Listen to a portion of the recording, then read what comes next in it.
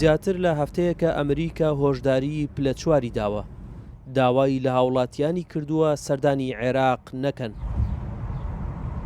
ئاستی هۆشداریەکە لە بەغدا و بە تایبەتی لە دەوروبەری باڵۆزخانەی ئەمریکا دەبینرێت.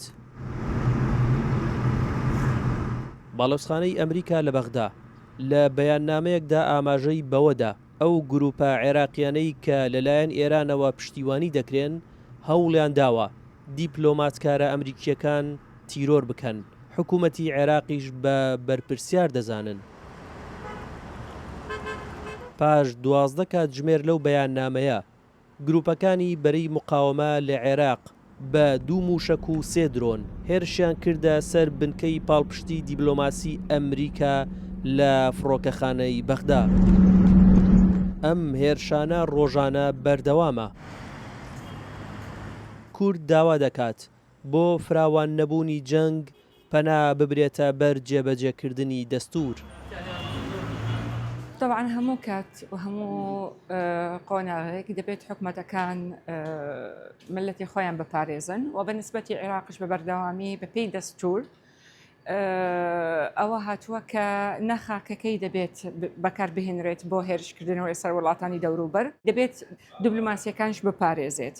ئەمە هەمووی لەناو دەستوری عێراقی بۆیە ئەم دەستورە دەبێت جێبەجێ بکرێت و عێراقش نەچێتە هیچ شەرێکە چونکە بەڕاستی زەڕەری هەیە بۆ ملەتی عێراق. سوننەکان هەمان هەڵوێستی کوردیان هەیە، بەڵام لایەنە شیعەکان لە پەرلەمانەوە داوا دەکەن هەنگاو بنرێت بۆ دەرکردنی هێزەکانی ئەمریکا. حکوومەتی عێراق وەک نەبای بێنەباران لە نێو ئەم گەردەلوول و ئاڵۆزیەدا بێدەنگە. دەنگی ئەمریکا بۆ ڕوونکردنەوە چەندین جار پەیوەندی بە وتەبێژی حکوومەتی عێراق و چەند بەرپرسێکی دیکەوە کرد، بەڵام وەڵامیان نەبوو. لە هەفتەی دووەمی جەنگەکە گروپەکانی بەری مقاومە داوایان لە سوودانی کرد هێرشی سەر بارگاکانیان ڕابگیرێت. ئێستاش باڵۆزخانەی ئەمریکا داواکارە هێرشی سەر باڵۆزخانەکە و نێردە دیپلۆماسیەکانی سنوورێکی بۆ دابنرێت.